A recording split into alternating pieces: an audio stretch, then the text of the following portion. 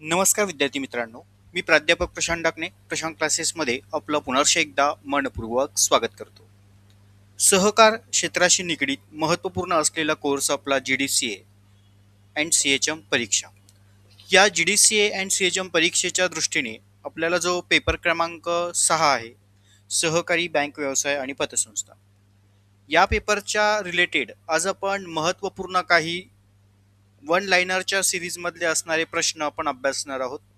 जे प्रश्न तुम्हाला रिकामी जागा असतील, चुकी बरोबर असेल, या महत्त्वपूर्ण घटकांसाठी तसेच एक जनरल नॉलेजच्या बेसच्या दृष्टीने सुद्धा तुम्हाला हे आजचे महत्त्वाचे प्रश्न खूप महत्त्वाचे आहेत. प्रश्न यासाठी महत्त्वाचे आहेत की भविष्यात जाऊन तुम्ही एखाद्या सहकारी बँकेच्या ज्या परीक्षा असतात, तर त्या परीक्षेमध्ये तुम्हाला बँकिंगवर आधारित काही महत्त्वपूर्ण प्रश्न विचारले जातात. तर त्या बेसवर आपण तसेच GDCA परीक्षेच्या बेसच्या हेतूने आपण महत्त्वपूर्ण हे प्रश्न या ठिकाणी तयार केलेले आहेत आणि ह्या प्रश्नांचं तुम्हाला सविस्तर प्रश्नांची उत्तरं लिहा, याला देखील महत्त्वपूर्ण फायदा होईलच. तसेच जे तुम्ही पुढील बँकिंग क्षेत्राशी निगडीत अभ्यास करणार असाल आणि तुम्हाला पुढे भविष्यात जाऊन जिल्हा बँका असेल, पतसंस्थांच्या ज्या काही रिक्रुटमेंट निघतात, त्यांच्या ज्या लेखी परीक्षा घेतल्या जातात, तर त्या बेसवर सुद्धा तुम्हाला एक सहकार बँकिंगवर आधारित क्वेश्चन्स त्या ठिकाणी विचारले जातात. तर या पूर्ण हेतूने आपण ही पूर्ण सिरीज या ठिकाणी कव्हर केलेली आहे. तर प्रत्येक विद्यार्थ्याने आजचं हे लेक्चर व्यवस्थित ऐकायचं आहे, समजून घ्यायचं आहे. नक्कीच तुम्हाला GDCA परीक्षेला सुद्धा याचा त्या ठिकाणी फायदा होईलच या प्रश्नांचा. बघा, पहिला प्रश्न आपल्याला यामध्ये म्हटलेला आहे की भारतात सहकार चळवळीचा पहिला कायदा कधी संमत झाला.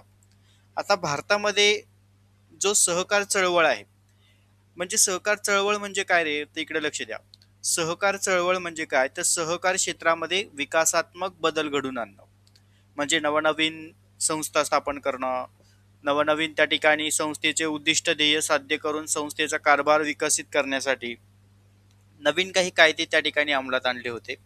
तर यातला महत्त्वाचा जो पहिला कायदा होता, भारतामध्ये सहकार चळवळ विकसित करण्यामागचा जो पहिला कायदा होता, तो 1904चा या ठिकाणी सहमत झाला. किंवा तुम्हाला सहकार चळवळीचा पहिला कायदा कोणता, तर 1904, असे प्रश्न तुम्हाला विचारले जातात. ओके. बघा, पुढे आहे सहकार क्षेत्रामध्ये. बघा, जी आता आपली सहकारी बँकिंग प्रणाली आहे, तर या सहकारी बँकिंग प्रणालीची जी रचना आहे ती कशी आहे. आता यावरती तुम्हाला एक परीक्षेला प्रश्न विचारला जातो एका वाक्यामध्ये किंवा रिकामी जागेला. तर भारतातील सहकारी बँकिंगची जी काही रचना आहे ती कशी आहे, तर ती त्रिस्तरीय रचना आहे. ओके. त्रिस्तरीय रचना म्हणजे कशी रे, तर राज्य, जिल्हा आणि प्राथमिक. ओके. हिला आपण त्रिस्तरीय पतपुरवठा असेही म्हणतो. आणि ते त्या ठिकाणी त्रिस्तरीय जी पतसंस्था पुरवठा ज्या बँका असतात त्या आहे राज्य, जिल्हा, प्राथमिक. त्यामुळे हे दोन क्वेश्चन व्यवस्थित लक्षात ठेवा, जे तुम्हाला परीक्षेला हमखास बघायला मिळतात. त्यानंतर राज्य सहकारी बँकेला काय म्हटलं जातं, तर राज्य सहकारी बँकेला शिखर बँक म्हणून देखील ओळखलं जातं. कदाचित हाच प्रश्न तुम्हाला फिरून विचारला जाणार. सहकार क्षेत्रातील शिखर बँक म्हणून कोणाला ओळखलं जातं, तर राज्य सहकारी बँकेला. ओके. त्यानंतर जिल्हा मध्यवर्ती सहकारी बँक या कोणाला कर्ज पुरवठा करतात, तर अगदी साहजिक आहे, जिल्हा मध्यवर्तीच्या ज्या सहकारी बँका असतात, तर ह्या बँका प्राथमिक स्तरावरच्या बँकांना कर्ज पुरवठा करतात. बरोबर. त्यामुळे जिल्हा मध्यवर्ती बँका ह्या प्राथमिक स्तरावरच्या संस्थांना कर्ज पुरवठा करतात. हाही प्रश्न विचारला जाईल. किंवा याच्याऐवजी तुम्हाला राज्य सहकारी बँका कोणत्या बँकांना कर्ज पुरवठा करतात, तर उत्तर काय लक्षात ठेवायचं, राज्य आलं तर जिल्हा आणि जिल्हा बँका म्हटलं तर प्राथमिक. या पतपुरवठ्यांची त्यांची साखळी आहे. ओके. त्यानंतर प्राथमिक कृषी पतसंस्था कोणाशी थेट संबंध असतात, तर इकडे लक्ष द्या. प्राथमिक कृषी पतसंस्थांचे थेट शेतकऱ्यांशी संबंधित त्या ठिकाणी घटक महत्वाचे असतात. सहकारी संस्थेच्या बाबतीत जर आपण पाहायला गेलं, तर सहकारी संस्थेचा मुख्य उद्दिष्ट काय आहे, तर सेवा देणं हा संस्थेचा मुख्य उद्देश आहे सहकारी संस्थांचा.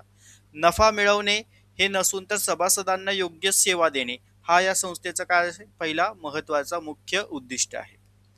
एक सर्वांसाठी आणि सर्व एकांसाठी हे कोणाचे ब्रीदवाक्य आहे, तर हे सहकार क्षेत्राचे ब्रीदवाक्य आहे.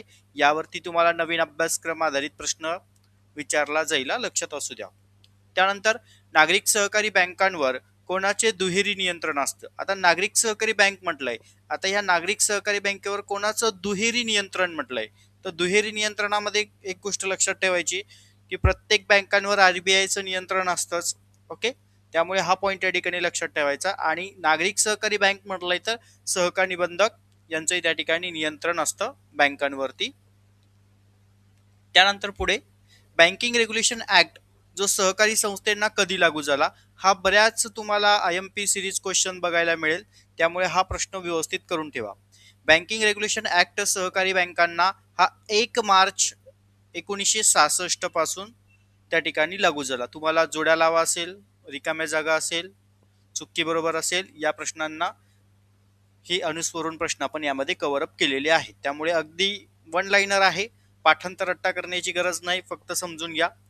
सहकारी संस्थेचा कारभार कोणत्या पद्धतीने चालतो, तर सहकारी संस्थेचा जो कारभार आहे तो लोकशाही पद्धतीने चालतो. आता हाच प्रश्न तुम्हाला वस्तुनिष्ठ स्वरूपामध्ये पण पेपर 4 ला विचारला जाऊ शकतो. खाली पर्याय देतील, त्यामध्ये कन्सेप्टमध्ये आपल्याला लोकशाही हे लक्षात ठेवायचं आहे. सहकारी संस्थेचा कारभार हा लोकशाही पद्धतीने त्या ठिकाणी चालत असतो. नाबार्ड बँकेची स्थापना 12 जुलै 1982, लक्षात ठेवा तारीख. सहकारी बँकेत मतदानाचा अधिकार कसा ठरतो, तर बघा, एक व्यक्ती एक मत या तत्वावर पूर्ण मतदानाचा अधिकार ठरत असतो. लाभांश म्हणजे काय रे, ज्याला आपण डिव्हिडंड असे म्हणतो, तर लाभांश ही कन्सेप्ट काय आहे, तर सगळ्यात महत्वाचं इकडे लक्ष द्या. संस्थेला झालेल्या नफ्यातून, बघा आता संस्था आहे, या संस्थेला झालेल्या निव्वळ नफ्यातून सभासदांसाठी भाग भांडवलावर दिला जाणारा मोबदला म्हणजे काय असतो, लाभांश असतो. ओके, रिकामी जागेला विचारला जाऊ शकतो, चुकी बरोबरला विचारला जाऊ शकतो, त्यामुळे व्यवस्थित लक्षात ठेवा. पुढे NPA. आता NPA म्हणजे काय, तर नॉन परफॉर्मिंग ऍसेट, म्हणजेच बिगर उत्पादित मालमत्ता, ज्याला आपण थकीत कर्ज असेही म्हणतो. त्यामुळे हाय पॉईंट लक्षात ठेवा, यावरती तुम्हाला परीक्षेलाही प्रश्न विचारले जातात. त्यानंतर पुढचा मुद्दा आहे DICG. DICGC चे मुख्य कार्य काय आहे, तर यांचं मुख्य कार्य एकच आहे की बँकेमधील ज्या ठेवीदारांच्या ठेवी असतात, बरोबर, तर त्या ठेवी संदर्भातल्या ठेवी विमांना म्हणजे ठेवींना विमा संरक्षण देणं, हे या ठिकाणी DICGC यांचं मुख्य कार्य आहे. ज्याला आपण ठेव पतहमी महामंडळ असं आपल्याला एक टॉपिक आहे, त्याच्याशी निगडीत हा क्वेश्चन आपण यामध्ये ऍड आउट केलेला आहे, जो तुम्हाला शॉर्ट कंटेंट मध्ये लक्षात ठेवायचा आहे, ज्यावर तुम्हाला ही प्रश्न विचारले जातील. त्यानंतर पुढे सहकार बँकिंगशी महत्वाचे काही वन लाईनर सिरीज क्वेश्चन्स आहेत, आपण ते या ठिकाणी पाहूया. बघा, एकमेकांस सहाय्य करू अवघे धरू सुपंत, आणि सर्वांसाठी एक आणि एकासाठी सर्व, हे सहकार चळवळीचं मुख्य तत्व आहे. त्यानंतर भारतातील पहिला सहकार कायदा 1904 पहिला म्हटलंय, त्याच्यासोबत लक्षात ठेवा दुसरा जर म्हटलं तर 1900 किती 1912, तारखा लक्षात ठेवा, 1912. 1904 आणि 1912 हे दोन्ही कायदे तुम्हाला परीक्षेला विचारले जातात. महाराष्ट्र राज्य सहकार संस्था कायदा 1960चा. नागरिक सहकारी बँकांवर भारतीय रिझर्व्ह बँक आणि सहकार निबंधक यांचं दुहेरी नियंत्रण असतं. बँकिंग रेग्युलेशन ऍक्ट जो आपला आहे 1949, हा 1 मार्च 1966 पासून लागू झाला आहे. त्यासोबतच जिल्हा बँकेचं प्राथमिक पतसंस्थांवर कर्ज पुरवठा करणं आणि त्यावर नियंत्रण ठेवणं. राज्य सहकारी बँक जिल्हा मध्यवर्ती बँकांना कर्ज पुरवठा करते, यावरती कन्सेप्ट मी तुम्हाला क्लिअरपणे समजून सांगितले. त्यानंतर प्राथमिक कृषी पतसंस्था यांचं प्रामुख्याने, बघा आता ज्या प्राथमिक कृषी पतसंस्था असतात, ज्या पण राज्य जिल्हा प्राथमिक या 3 गोष्टी पाहिल्या, यामध्ये प्राथमिक स्तरावरच्या ज्या असतात त्या आपल्या कार्यक्षेत्रातील शेतकरी सभासदांना अल्प मुदतीचे कर्ज पुरवठा त्या ठिकाणी करतात. त्यानंतर KYC चा फुल फॉर्म काय आहे, तर KYC on your customer. Okay, म्हणजे आपला ग्राहकाला ओळखा. बघा आता प्रत्येकाचं बँक खातं आहे, तर प्रत्येकाला KYC करावी लागते, ज्या अंतर्गत बँका ग्राहकांची ओळख आणि पत्ता यांची काय करते, खातरजमा करते. हा तुम्हाला बँकिंगला 100% येणारा क्वेश्चन आहे. त्यानंतर NPA म्हणजे नॉन परफॉर्मिंग ऍसेट,